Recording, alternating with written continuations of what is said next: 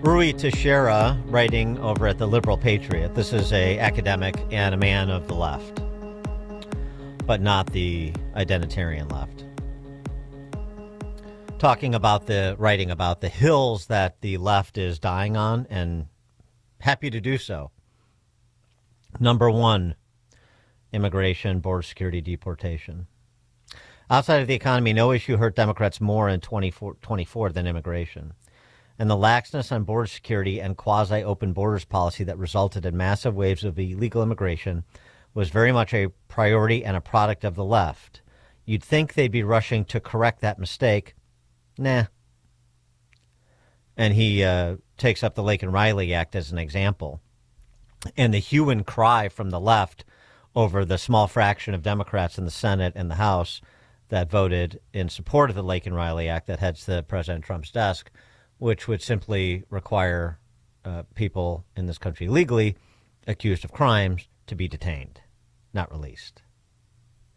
The hue and cry. And Teixeira goes on to say, and that's just the Lake and Riley Act, exclamation point.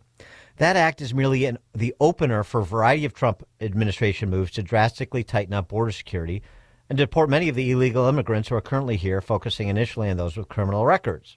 The left will oppose all these moves with appropriately inflammatory rhetoric, despite their general popularity.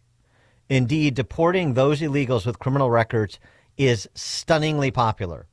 New York Times poll finds 87% overall support for deporting such illegal immigrants, including overwhelming support among surprising groups like Democrats, 83%, and Hispanics, 85%. The 13 to 15% that opposes it, they're all members of Congress or state legislatures. And he goes on to just talk very commonsensically about the illegal immigration problem, and there's no way to address it without changing the incentive structure for prospective immigrants. Well, Rui Teixeira might as well have been talking specifically about Jelly Belly and Brandon Johnson, because that's exactly what you got yesterday in response to a question about the state's sanctuary state posture. But he's trying to tear things down. I'm talking about Donald Trump and his administration, Tom Homan, people at the Department of Homeland Security. They're the ones that are threatening people, again, who are law-abiding, who are often the anchors of their communities, who are paying taxes in this country. They're the ones who are threatening people. We're just standing up for people who live in our state and in our city. That's the approach. They believe they can just continue to villainize Trump and MAGA world and convince people that they are somehow the protectors, despite all the evidence around them in places like Chicago and less generally Illinois. It's more specifically Chicago and Chicagoland, where this routine that you saw Jelly Belly perform yesterday continues to work for some reason. For more on the topic, we're pleased to be joined by Pastor Corey Brooks. Of course, Corey is the senior pastor of New Beginnings Church in Chicago. He's also the founder and CEO of Project H.O.O.D. Corey, thanks for being with us again. Appreciate it. Thank you. I appreciate it. Thanks for having me on. So what do you think about what now with these? What do you think about what Pritzker had to say yesterday? The same posture that he and Brandon Johnson have had since for the entirety of their time in office. But the reaction that it's drawing where you live and work. Well, I think for the most part, most of the Chicago people, like myself, we want immigration to come in. We want ICE to come in and deal with this immigration issue. Unlike our mayor, unlike our governor, we're opposed to them trying to stand against it. We really want those who have committed these crimes, illegal immigrants who are committing crimes, we really want them to be exited out of the city. And we rather be sooner than later. Do you think it would matter, or let me maybe take a step back.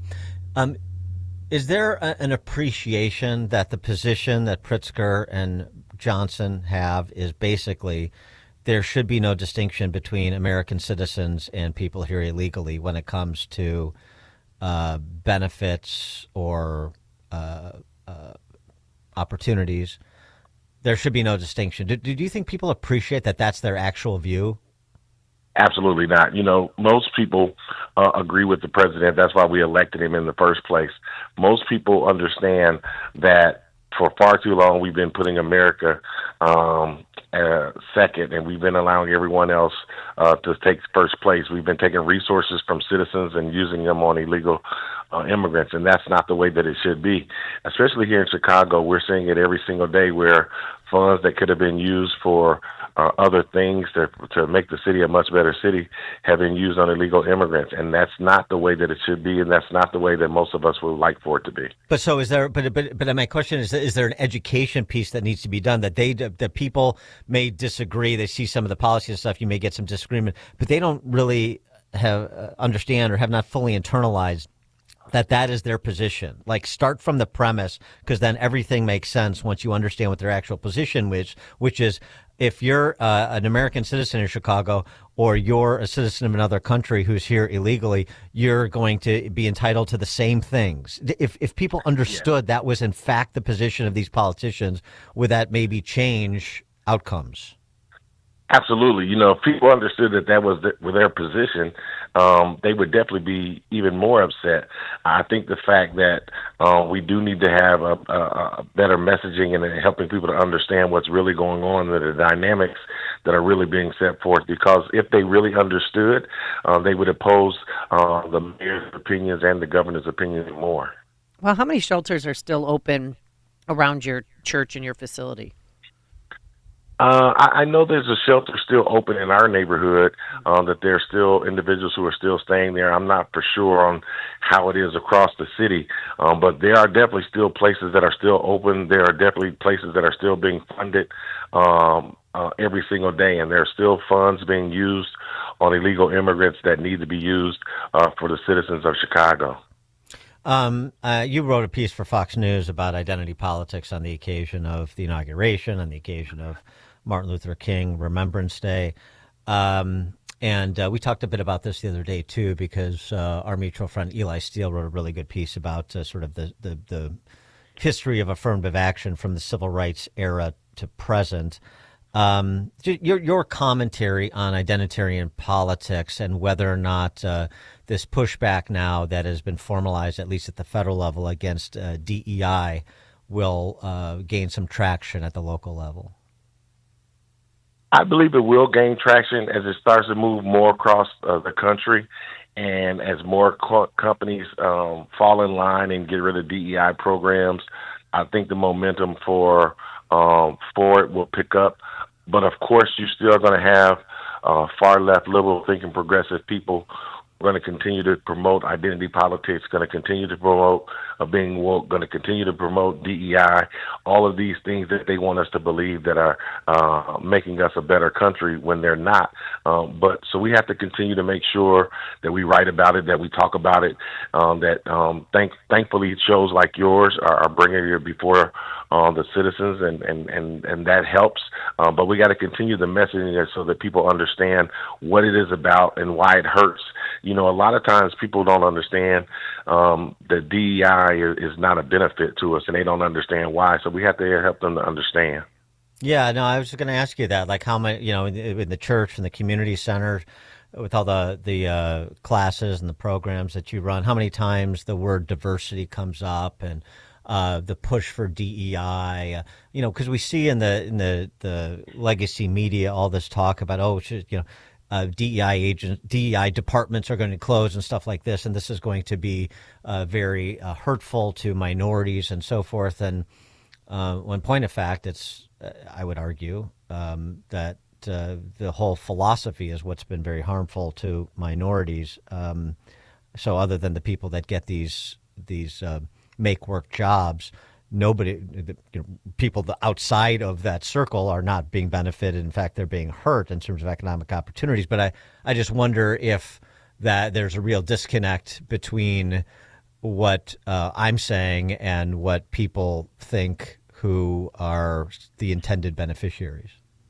Absolutely. There's a real disconnect because promoting victimization in our community has been going on for so long, since the 60s, late 60s. And that promotion of victimization going on for so long is ingrained into the thoughts and belief system of most people in our neighborhood. So when you start talking about DEI and you start talking about diversity, they're looking from it. Most of the time they're looking at it from a victimization point of view. And so to remove those things from them is almost to make them feel as if you're hurting them or harming them. So you have to reprogram, you have to re-educate, and you have to show people that the facts, most of all, how, DEI is not even benefiting most black people the way that they would think that it would. But you have to show people the facts, and you have to continue to educate.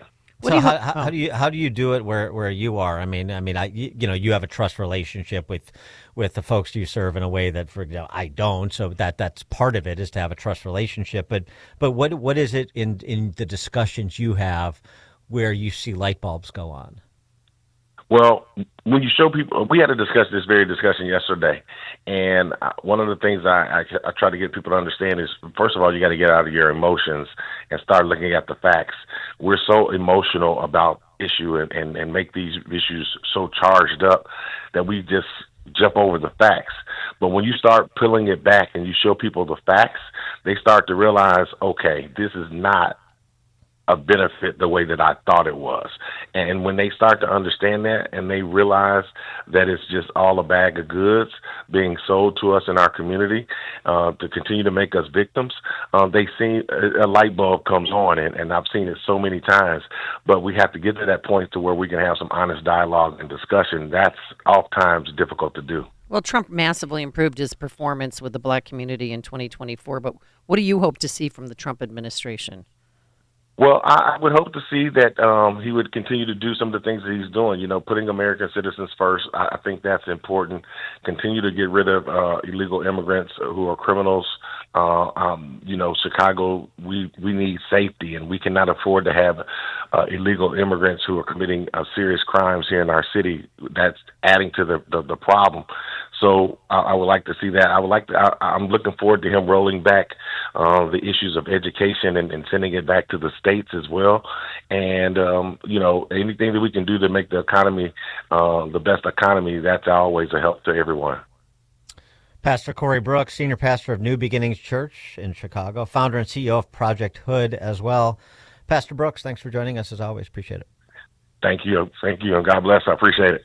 God bless you, and thank you so much. And he joined us on our turnkey.pro answer line. The stories you need to know to start your day.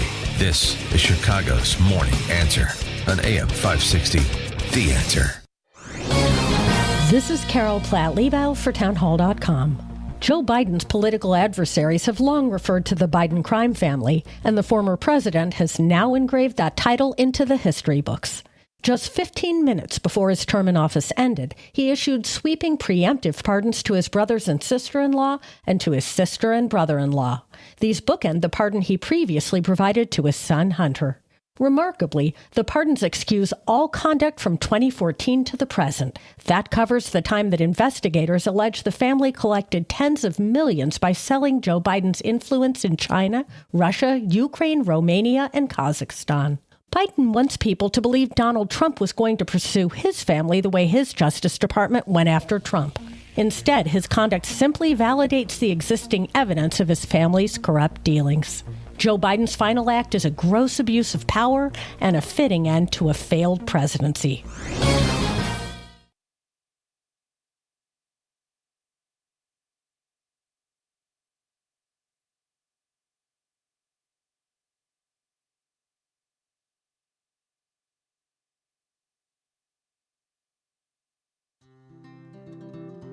Balance of Nature's fruits and veggies supplements, changing the world one life at a time. I'm 76. I had been retired for about 10 years, and at 68, I decided to go back to work.